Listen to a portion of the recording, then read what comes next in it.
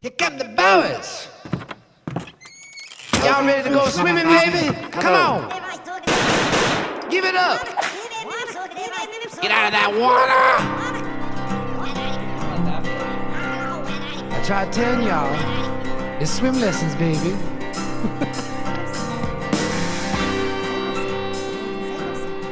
Oh man, welcome back to Swim Lessons, a podcast. My name is Dallas Hanson, and today's guest, I've been trying to get him to be a guest in this podcast for a very long time. Because he's been a big part of my life, especially in the coaching realm. I got to work with Luke Powers when I was 18 years old as a junior high basketball coach. And then throughout the years, the next 4 years, our relationship, we became great friends. I ended up being his lead assistant for the varsity team, and we ended up going on this magical run down in New England with the Tigers.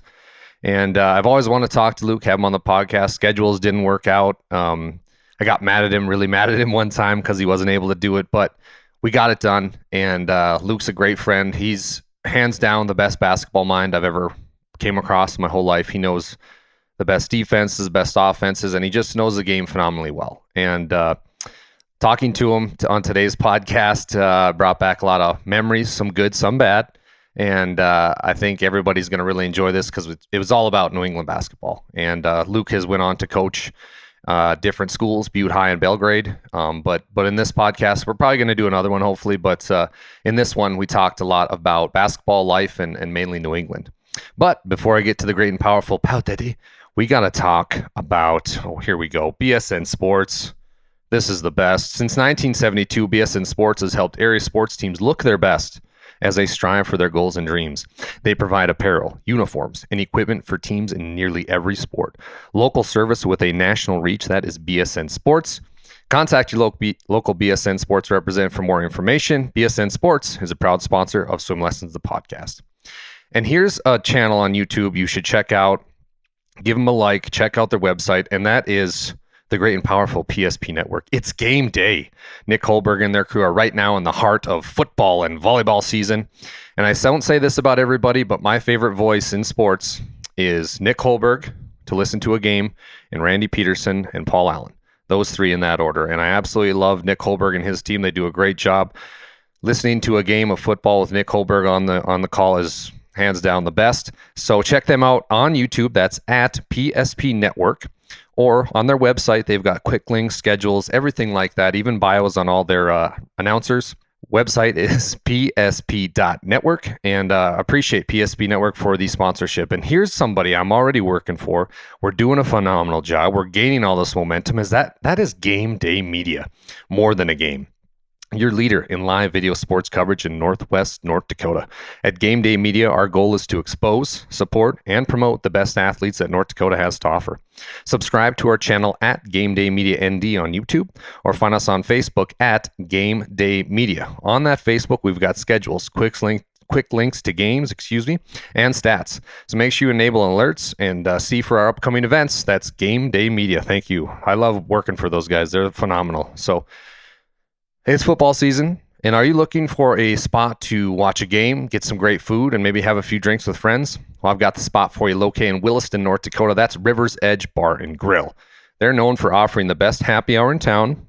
Ooh, that's a good one. Providing unbeatable deals. That's another good one. And the best atmosphere in Williston. That's a great one. Guests can also enjoy a variety of entertaining activities, including bingo, trivia, and the very popular Name That Tune. Come on down to River's Edge for great drinks, great food, and great fun. And last but not least, Glosso Angus, a proud sponsor of Swim Lessons. Glosso Angus is your premier source for registered Black Angus cattle since 1973. Glosso Angus showcase dominance, durability, and docility, and are built to thrive on the northern plains. Check them out. That's Glosso, Glasoe, Angus.com. Almost misspelled it.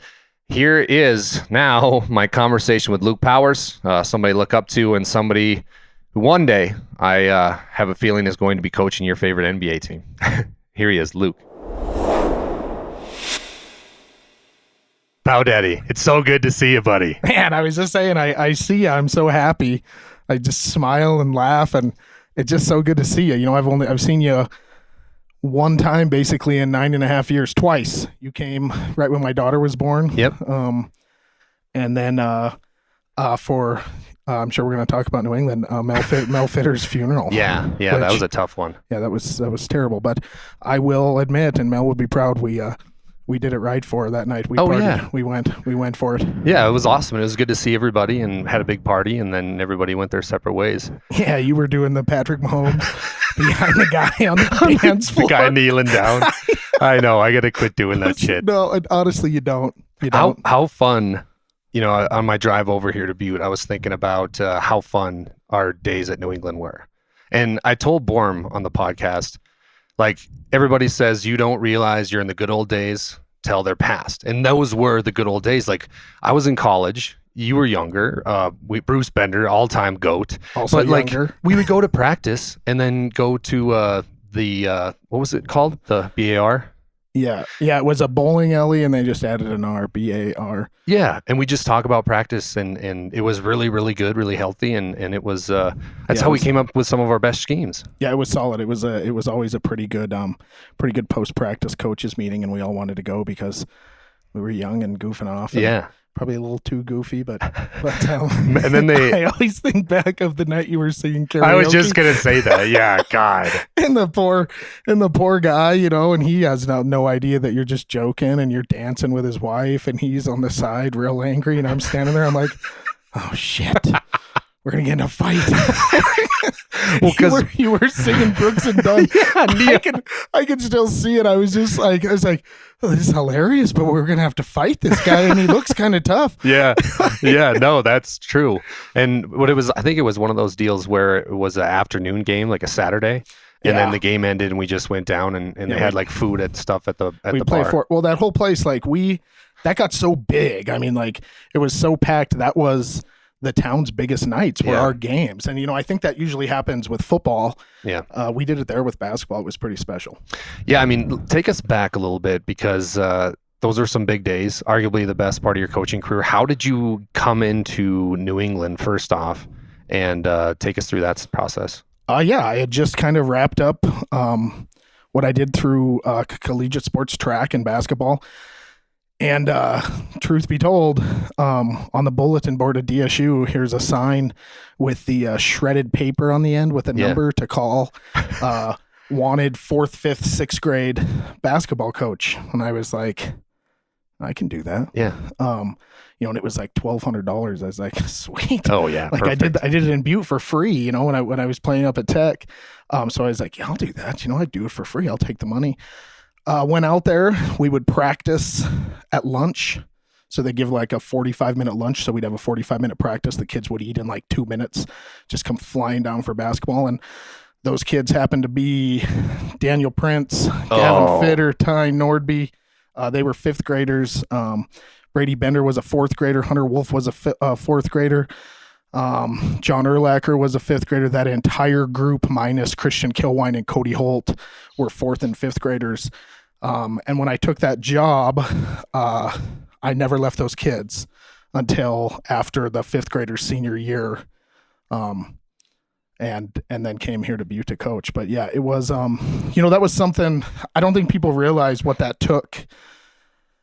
Coaching, I coached JV for 2 years before I was the head coach there for 5 years. And the JV years, we won 1 game varsity wise, and then we won 2 games. And my JV teams were always good, right? Mm-hmm. So then I moved to Connecticut, but I didn't want to be in Connecticut. I just did it because Coach Leno basically made me. All-time GOAT, Pete Leno. Shout out Pete Leno. Oh, one of the best human humans. beings ever. Yeah.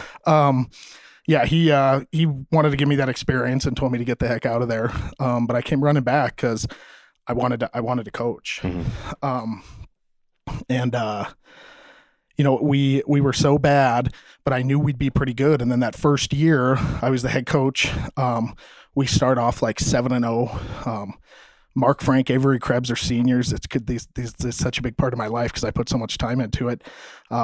Kane Hansen, Clarence Benstock, Nick Wolf, they were so good, those 3. I mean, Nick Wolf was so good from 15 feet, and Clarence was so good from 20 to 27 feet. Yeah, he was a and good shooter. Kane was really a hybrid, could play inside and out. Righty that always went left, almost kind of surreal. Yeah. Really good team.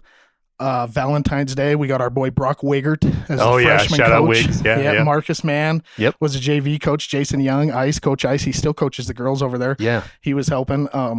And we win the district championship, of course, against the mighty Heart River Cougars. I did listen to your and Borm's podcast About Pruitt. We did have a pretty good rivalry. Oh, yeah. But we beat them, and then we go into regionals. And I remember Daryl Young saying to me, when you started, you wanted to make it to regionals. I think you need to change your goals. And I was like, Whoa. oh, can we make it to a state tournament? Yeah. We played Hazen. The first round, we beat them by like 12. We have Trinity in the semifinals. Clarence Benstock, I'm not kidding. He went 21 of 22 from the free throw line. Whoa. He missed his 22nd free throw in the game. Then he had a turnover where Nick Wolf was coming to the ball. They didn't want to foul him. We were up 2. They didn't want to foul him. There's like 12 seconds left. God, this stuff just eats at my soul. Losses, man. The losses are the ones you remember. You don't remember the wins. You remember the losses. And Nick ran to the ball, and Clarence threw it where Nick was, and he jumped, and it went off his fingertips, goes out of bounds. And then this kid from Trinity that like barely played hit a shot at the buzzer from the free throw line.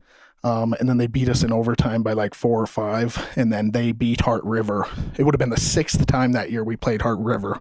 Ooh. We had played 5 times that year. Wow. Of course, we had won 4, but that's neither here nor there. Just crazy. That's how that rivalry really started. We just always played each other. Yeah. Because Daryl Young was friends with Heart River's athletic director. So we did like Rough Rider, Christmas game, and then back then I think in districts you played twice. Yep. So there was just a ton of and then the district tournament. But anyways, just that was nuts. But what I think is important about that is that kind of created this culture that we were just going to be going crazy. Young kids saw that. And Crazy like, okay. for basketball. The next group saw that.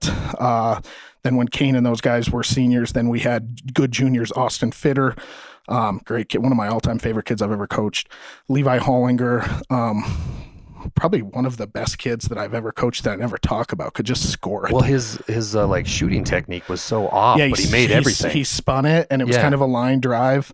I can still see him like fading in the corner, and if another kid shot that, I'd be like, you idiot. Yeah. But he'd shoot it, I'd be like, let him fly, baby. That was that World that we called that out of bounds play where it was like the double where he'd pick catch in him. the That was corner? always Duke. Yeah. And then later when we got, I still ran it, just till this last year. Then we'd run it with a slip and actually enter it to the post. Oh, because Levi was the only overplay kid it. that could ever hit that crazy 3. Yeah. I mean, some other ones hit it, but they had to be set. He was just blind confidence. He was a very interesting player, but he was a big part. And then was that the year that I started coaching with Dahlman? That was junior high. That year. Yeah, that was my 3rd year there. You were then my freshman coach, and Marcus Mann was our JV coach. And that was the only year that we went 500. Besides that, we were always, 18, 19 win teams. Yeah. But that was still that was a good team, and they were so improved by the end of the year. But that was the first time I really dealt with parents. Yeah. Because we had this transition where we have a group of sophomores and a couple freshmen, in particular, a Hunter Wolf and a Brady Bender, who are awfully talented. But then the sophomores, Daniel Prince coming, Ty Nordby coming, Mason Stanger. These kids are. Oh yeah, I forgot. John Urlacher. Stanger was on that 5th grade team. Mike, He's another legend. Yeah, Mason. Anyways, that was when I first dealt with parents for the first time, because we start playing these sophomores over the seniors, right? And I mean, life's not fair. Sports aren't fair. We're playing to win. The best kids are going to play. We're in practice every day. We start playing these guys, and that was really the first time I dealt with any issues. It was not the last. Yeah. But that's part of the gig too. But Do you think parents have gotten worse through the years? oh, it's absurd. Yeah. Yeah, it's terrible. It's hard to coach. It's hard. I don't think coaches that coach like I do, we're going to be few far and in between. The ones that are there and doing it still, your Jason Horners, guys like that. It's because they're grandfathered in, right? Yeah. When that school gets a new coach, he's not going to be able to coach the style Jason Horner does, hard on kids, yet they know that he loves them. Grinsteiner. A Grinsteiner, absolutely. A Jeremy Brandt from Beulah. He's at Minot State now. Greg's always different. Coach Pruitt was always different. Coach Pruitt was always, like kids fall down. He's competitive as all heck and wild, not afraid to get on referees, but he'd be the guy that's like, someone falls down. He's like, help him up, stuff like that and whatever. And I'm like, don't help him up. Just like get back on defense. Yeah. We shake hands after the game, but just different philosophies there. But still, like even him, coaches like him that get a lot out of kids but are hard on kids, they're not going to be around real long, right? Because parents don't allow it, right? So let's go back to the New England story. So then I come in. Dan Prince is going into his junior year. Yeah. Oh gosh. This is when and you were doing summer stuff all the time. Oh, it was nuts. I used to run my own acceleration program when I first got it. When I came back from Connecticut, I'm working in a sports specific gym. I come back, I'm like, I'm gonna design my own program. I basically, it's all I'm doing. I'm like dealing cards and bartending, and I'm just working with these kids all day long. We have boys and girls in the program. I mean, they're like pushing my 2002 Mitsubishi Eclipse up a hill. We're doing all sorts of stuff in the summer. Those kids did more push-ups and sit-ups and pull-ups. I mean, things like that. And then we just shot and shot and shot and shot and shot. And when we weren't doing that, we were hosting a summer league. We were playing in a summer league. That first year you were the JV coach, that was a real strange year because we had the senior class with Aaron Bollinger, Casey Molitor. Oh man, Freddie Marshbrecker. Yep. There was one more. Who was the one we're missing? I think Gavin. No, Gavin Fitter was he was a younger one. He was actually talented. In other years, he would have played a ton. It's just that group was so talented. Yeah. But he was bought into us. He was a great kid. Gosh dang, I can't remember who. I think there was 4: Molitor, Bollinger, Freddie. Stevie. Yeah. Stevie. You remember those kids because they're special, and they were so. I've always thought if you're going to coach, you better be honest with kids. And hey, boys, we want to have you here. You're not going to play. Yeah. But there's going to be some games when we're winning because we have a pretty nice team, and then they got to play, and man, that was some of the funnest stuff ever. Oh. But that was really a strange thing to be like. We have these 4 seniors. Freddie was a little better. Yeah, he was than the other 3, but I mean to. Not better like, hey, we're ranked 5th in the state and you can come start on this team, and that stuff's hard on seniors. I think it was probably hard on him and his family. His parents were good about it though, for the most part. But anyway, so that was, we went with juniors and sophomores all year. We won 21 games. We won 19 games. I was really trying to win the 20th and the 3rd and 4th place game. Do you remember this? Oh my God. And Fisher blows Shout the block. Out Fish. Todd, thanks for blowing the block charge call. People don't forget.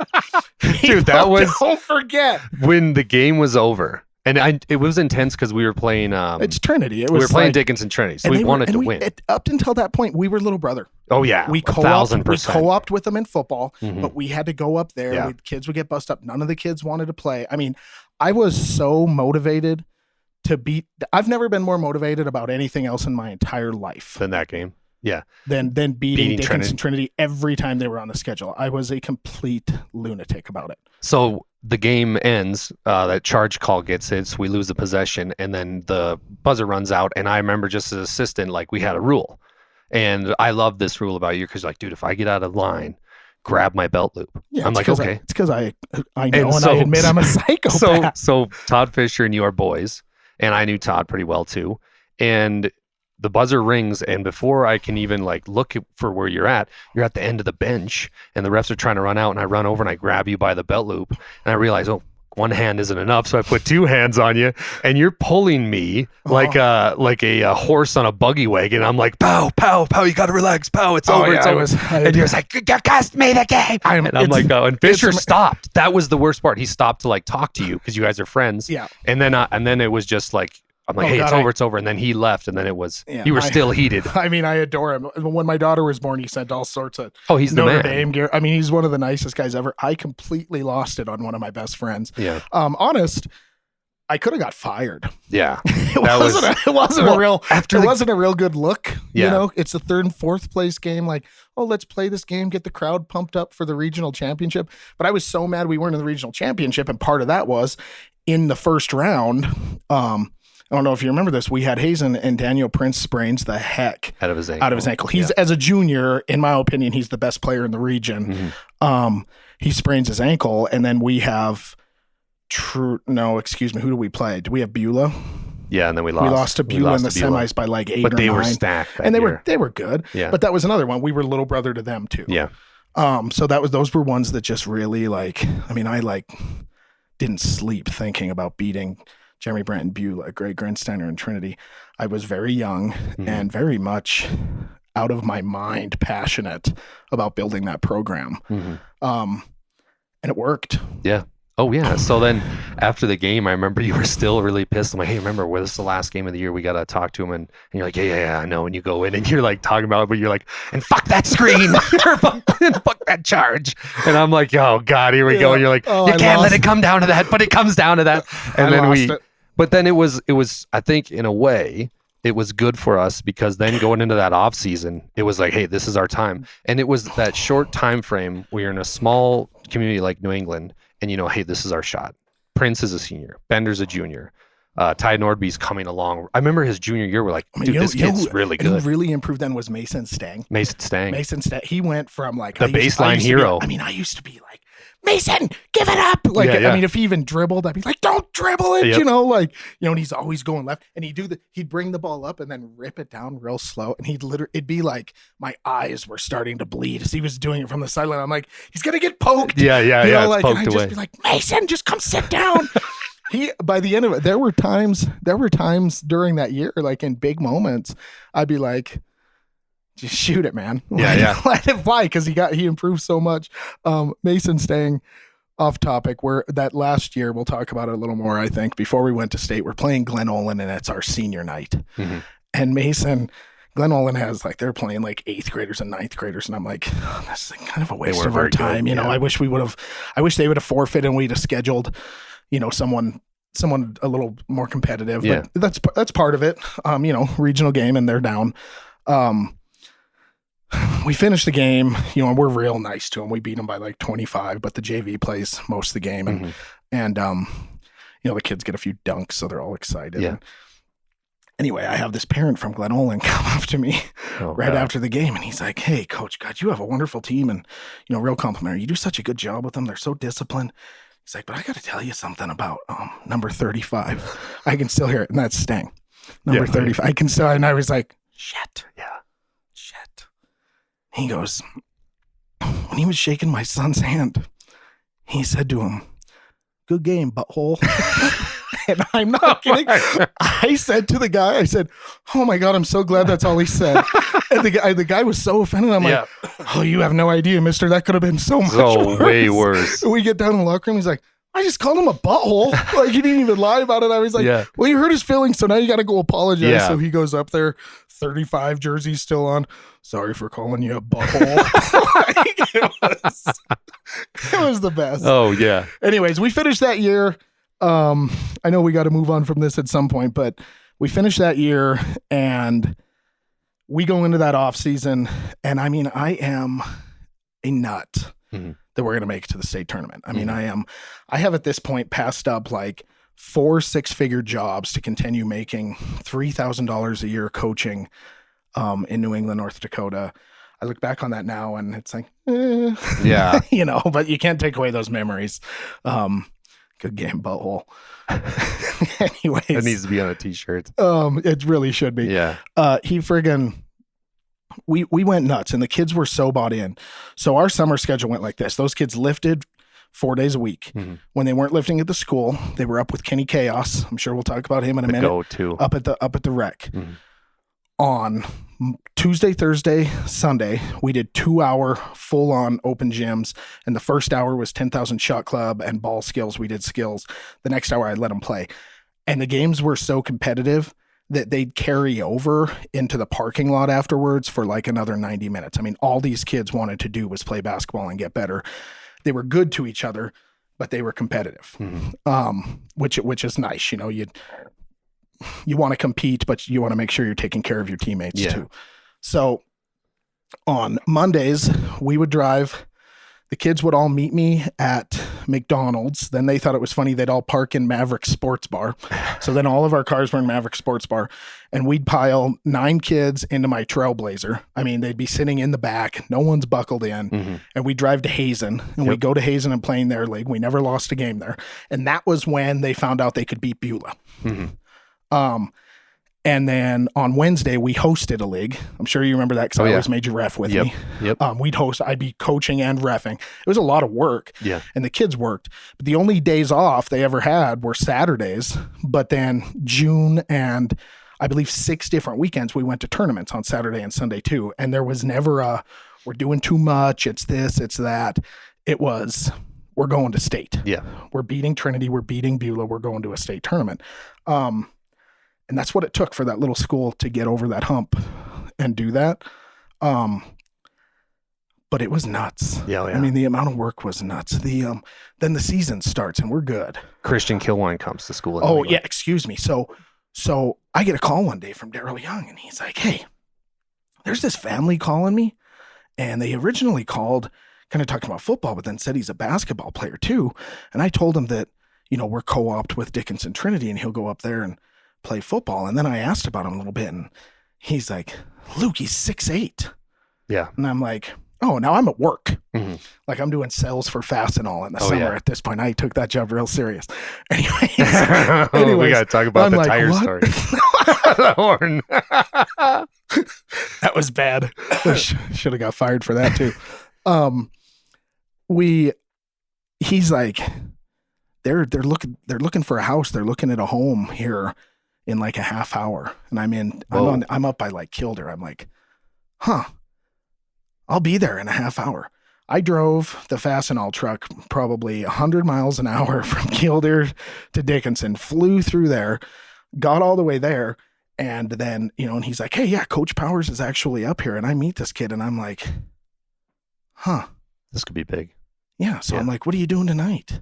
It's a Monday night. He's like, and this is Cody Holt. I can still hear him. He just looks right at me and goes, nothing. Very Texas kid. I'm like, you want to come? I got a jersey I think will fit you. Might be a little tight. We're not used to big boys. Yeah. But you want to come play basketball with us over in Hazen? So Cody rides shotgun. It's the only time Daniel Prince or Brady weren't like Rochambeauing for shotgun. They let Cody sit up there because they're like, get this kid to New England, coach. And he plays with us. And he's raw, but he's 6'8", and he's so athletic, and he got so good.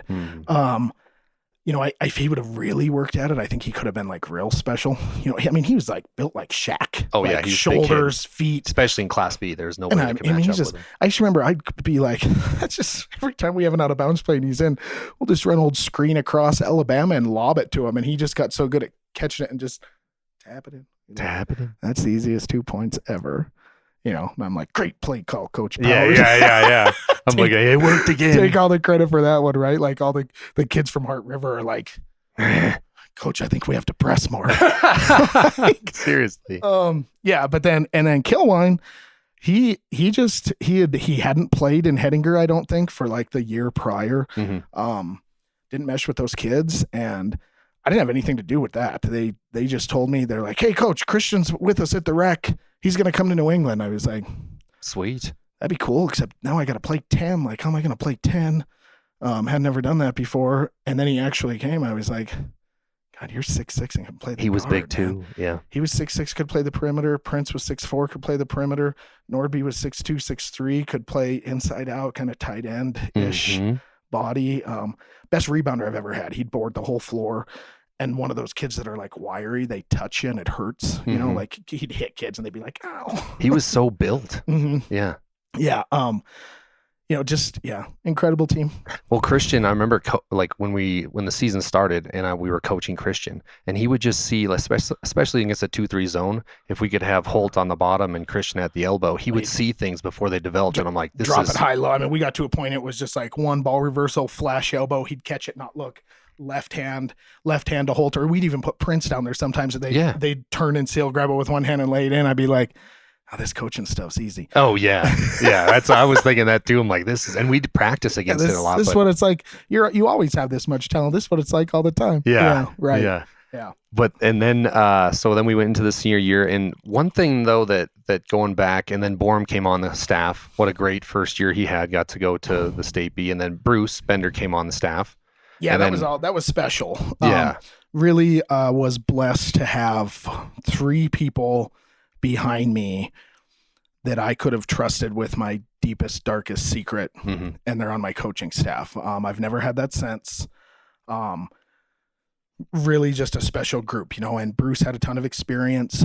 But then strangely, for what goofballs Josh, you and I are, he was the funniest one out of all of us. Oh yeah. I mean, just constantly. I mean, when we'd be down there and, we'd be like, oh, yeah, we can have 2, Bruce, and then we'll grab a 6er for the road. Yeah, I guess it's 10 years later.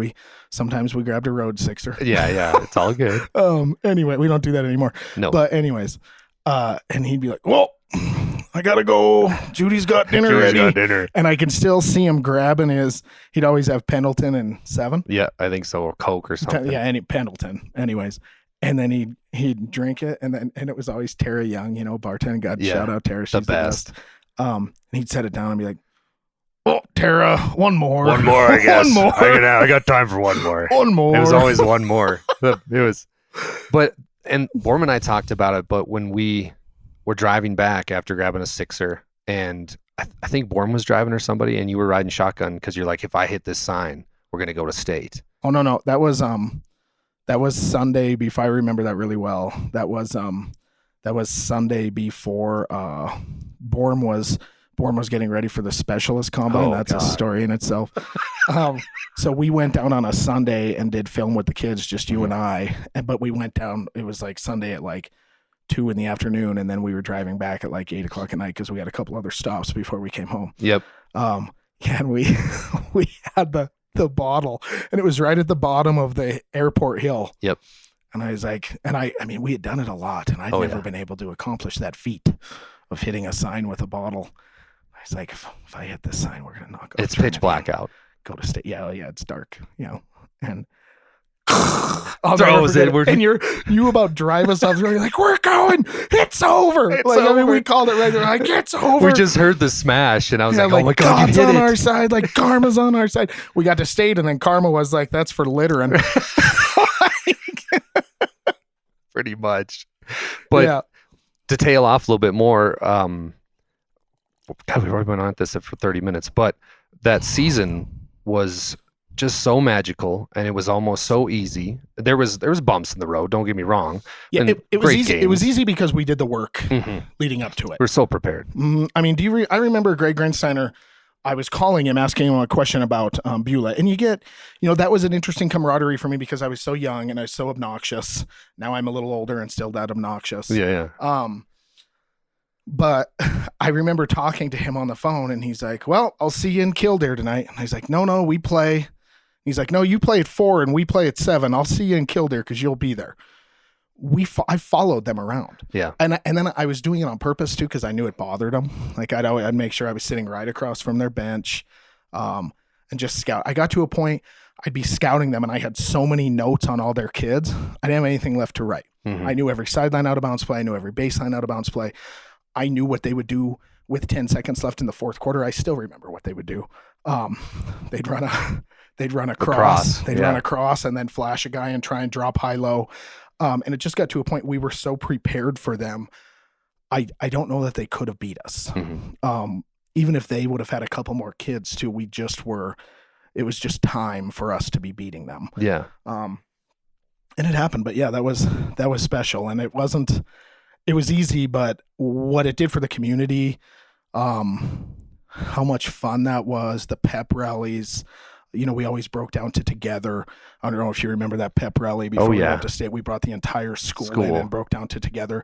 And I think that's part of that that small town thing is, you do this together. Yeah. And it was when those kids were in 4th, 5th, 6th grade, Bruce and I were bringing them all over.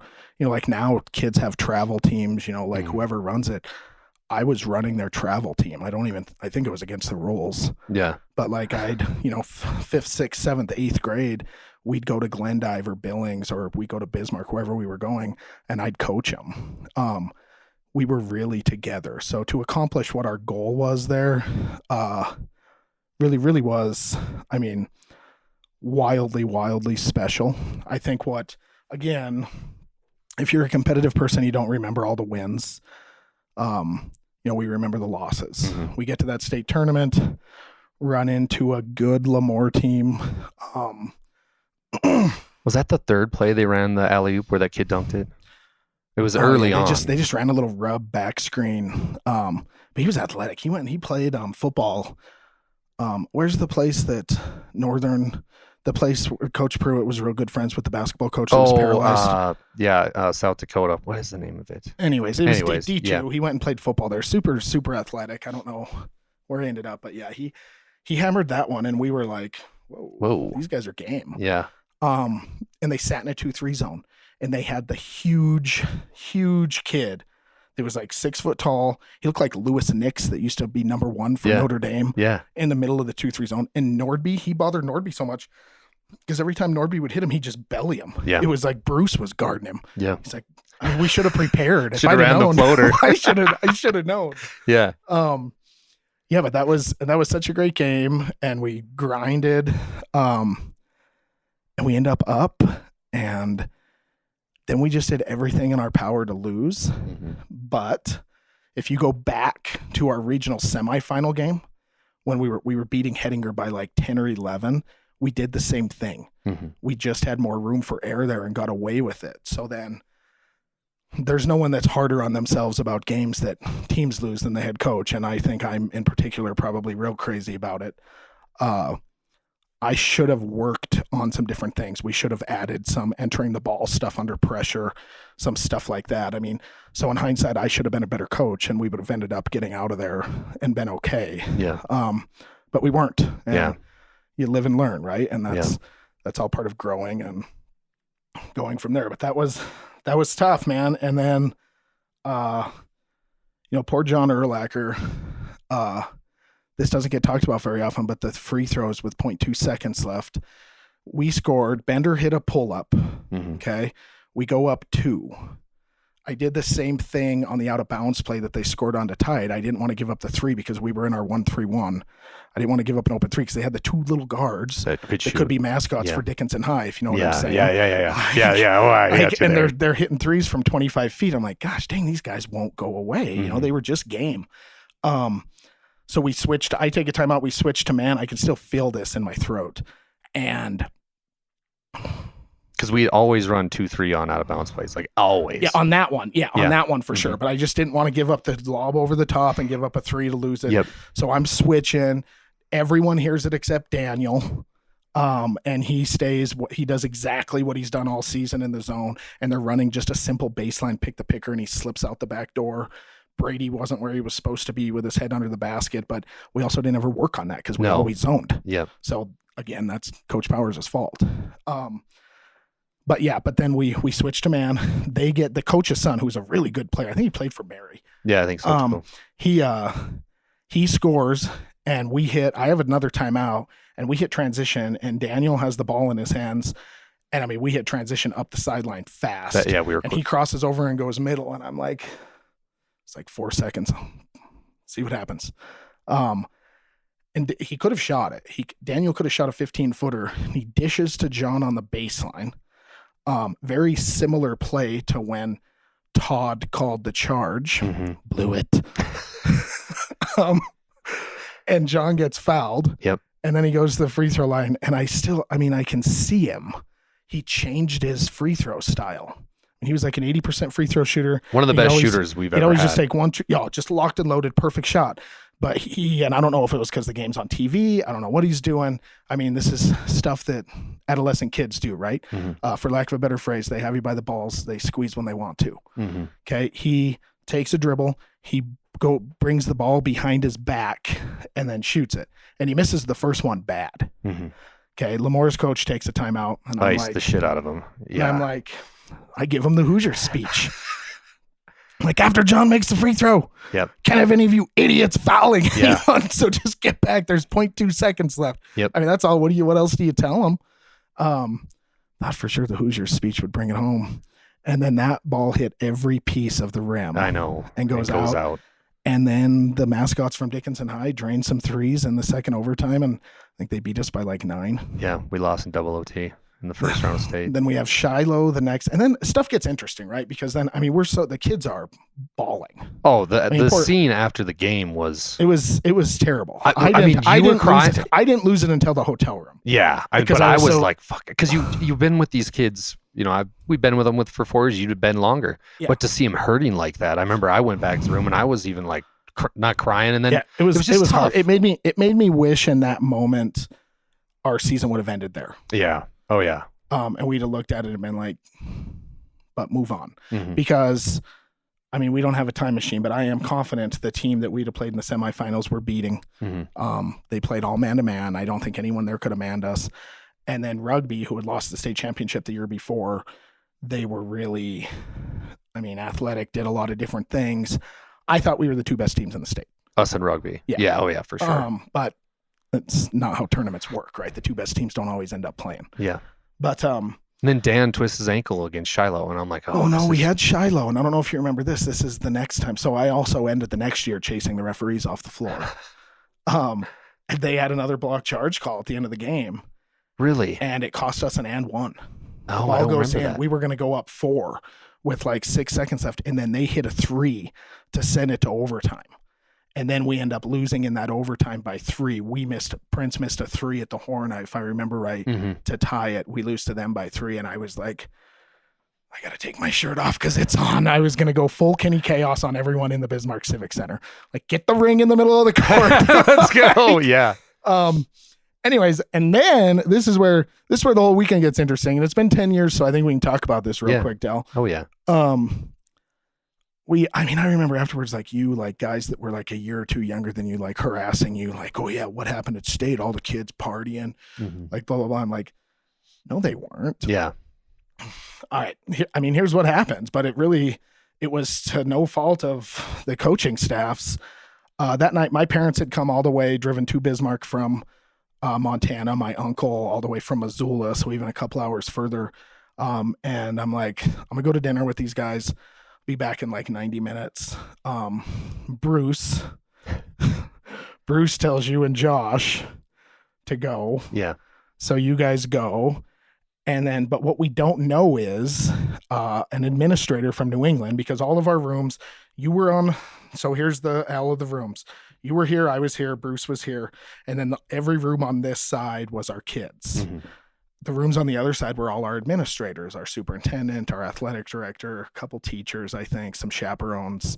The chaperones nor us know that one of the administrators has left after we lost the second game in the morning and given his room keys to his 19 and 20-year-old grandkids who were ex-players of ours, but now they're in college at, I believe, what's the JUCO now? They're going to start playing Frontier. Oh, Bismarck State. Yeah, Yep. BSC. Yep. They're there. You can't have a team that just lost 2 games and they know tomorrow they're playing for 7th and 8th place across the hall in a room that we don't know they can go into with kids that are in there drinking and doing whatever else. Mhm. That was an issue. It really came back hard on me. Yeah. Which I didn't think was fair, but I also knew I was accepting another job, so I just took it. Mhm. But that was hard and Yeah. it was unfair. We had just won 42 games or 40 games in 2 years. Yeah. And It was a hell of a run. 90 games in 5 years. And to kind of end, it was a little sour for me Yeah. because I was like, I just went to dinner. I didn't know. Yeah. We let the kids, especially at that point, everyone's brokenhearted. We're sad. Like, hey, go swimming. Yeah. Usually I'd never let kids swim. I was like, go. And now all of a sudden they can go in this room where there's college kids. And it's whatever. And then all that came, the rumors started and things like that. And Yeah. it was that we weren't watching them or checking on them. I was like, that's not true at all. We just had something that we didn't know was going on. And adolescent kids, especially boys, they're going to make mistakes. And I'd have probably done the same thing. Yeah. You No, know, I mean, when yeah, I was, it was- when I it was was rough. 17, 18 years old after that, I'd be like, God, my basketball career is over.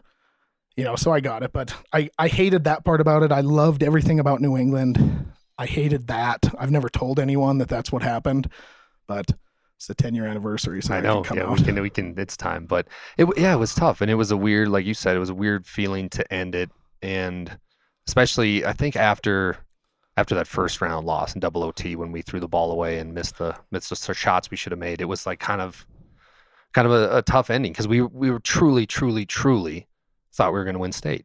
At least I did as your assistant. At least play for it. I thought we didn't overlook Lemoore. I thought we were playing in the top. No, absolutely not. I mean, Yeah. people don't. That's the other thing people don't know. Like, I mean, at that point there wasn't huddle. Like I was. Oh, we had to search for film on Friday and Saturday after we won the regional tournament. I mean, I'm driving like north of Jamestown to some coach's house on a farm to get DVDs from him so that I can get a good scout on Lemoore, And I'm like, God, they sit in that 2-3 zone. They have the 2 shooters. They have the really athletic kid. He proved that. Yeah. And then they had the coach's kid that was only a junior that was real long. Actually, his game was a lot like Daniel Prince's.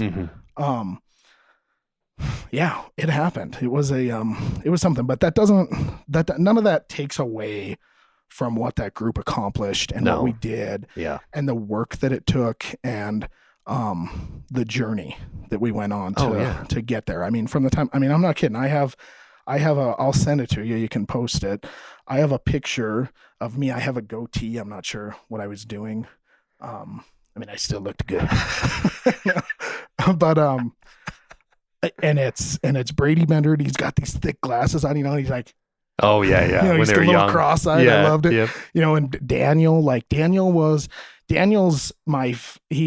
he's one of my all-time favorite players. He was a good player, but because he just worked, he cared so much. He wanted to win so bad. He would do anything. He would have died for us to win a basketball game. That's a figure of speech, but it's not that far from the truth.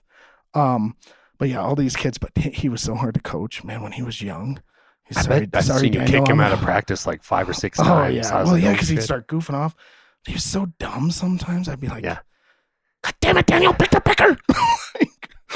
You can't bomb the out of bounds place. Yeah. But he grew up and matured so much by the time he was a senior. Then it was just like, I'll never forget before the regional championship, I go in because the games are Monday, Tuesday, then Thursday. So we have practice Wednesday. And I am as high strung as possible. I haven't slept. No way. You're like trying to calm me down, like, take it down a notch, take it down a notch. And he goes, Daniel Prince said to me, and I quote, he goes, you okay? I was like, we need to practice a little better. And he goes, Coach, relax. We'll win by 10. Yeah. I was like, okay. I'm pretty sure we won by 10. I'm pretty sure we did too. Yeah, he called it. But no, it was a sentimental time because when I walked in your house, I noticed on the wall that when I left to go to Arizona, you were one of the last houses I stopped at, and I went and got that picture framed of me hugging you after the regional championship when we beat Dickinson Trinity. Finally beat the Giant, and we were going to state, and I hugged you, and I don't even think the whistle was over, but I was hugging you, and we smoked a ref. You can see the ref is like trying to get out of the way. The game, there was still, but we were like dribbling it out. Yeah, and it's a 10-point game. That was. I was still like, don't turn the ball over because I'm a lunatic. But the game was over. Yeah, the game's over. Hey, the story about the kid flipping me off in South Hart, he went full double bird. It was double and bird. He was on his friend's shoulders. And all game long, they kept yelling, you suck, Powers. You suck, Powers. And so of course, like halftime, we're up like 16, and I walked by him. Uh-oh. I walked by him and said, check that scoreboard, punks. Just an idiot. Yeah. So then it was like a 1-point game, and we take a timeout. They come all the way back, and his kid's giving me the double birds on his buddy's shoulder. And his buddy's got the old school, like dark blue Rustler jeans on, that are like sagging down his butt, and his high school buddies on his shoulders. And all 4 of them are giving me the bird.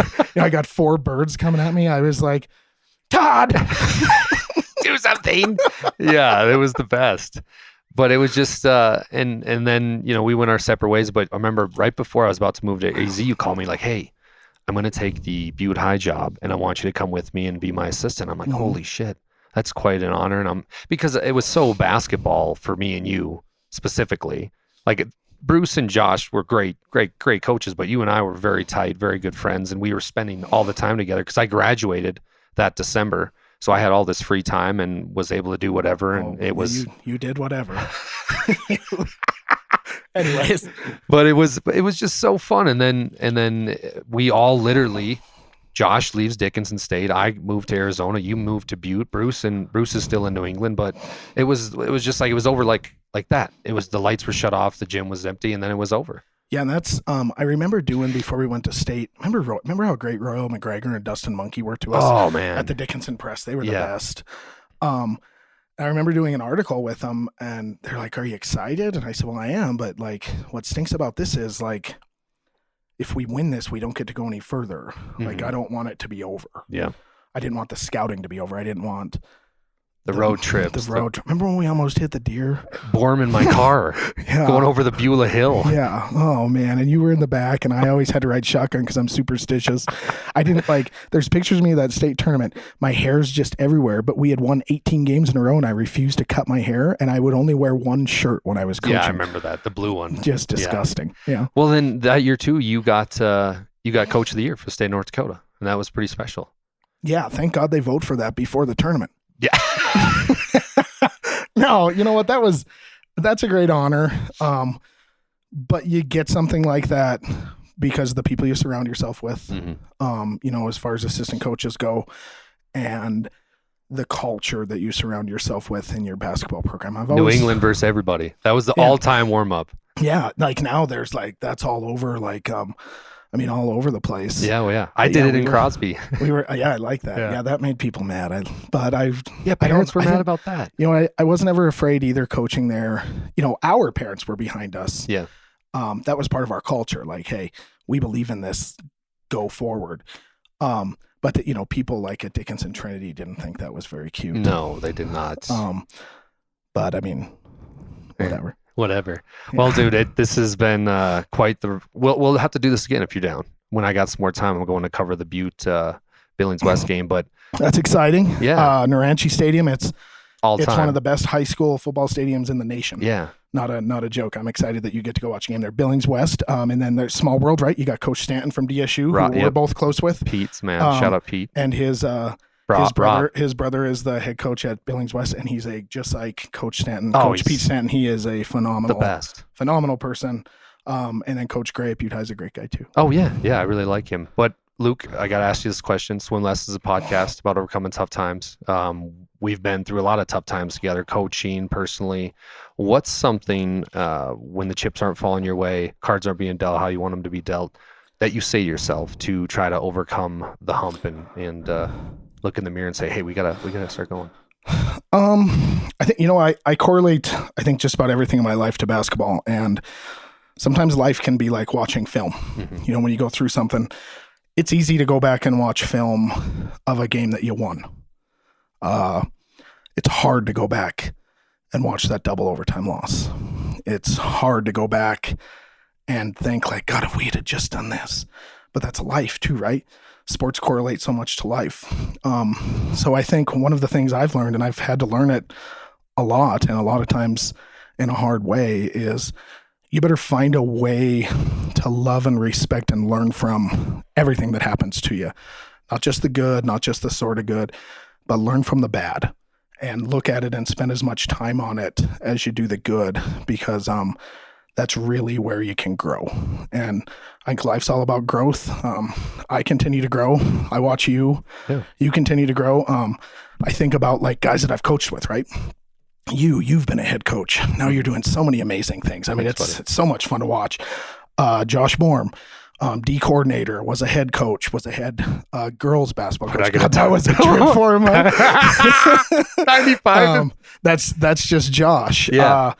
You go back even, I love Wiggs. Wiggs coached with me. Brock's one of my, man. he was another one that he'd have died for me. Yeah. And it's nice to have that behind you. You go, since I've been here too, we're all over the place. We look at, hey, how about Dalman Gibson? Yeah. I mean, how awesome is he? And then he's also such a regular guy. I like to see him Snapchatting with his kids and stuff, and communicate with them a little bit. I mean, just like that stuff is so special. So all the memories, but you have to remember 8th place, because you grow from 8th place. You probably don't grow as much from first place. So I think find a way to respect the things that are hard and live and learn. Well said. Hey, I appreciate it. It's good to see you, my friend. You're the best. Love you, brother. Love you, Pow Daddy. You're the man. And that's a wrap. Luke Powers.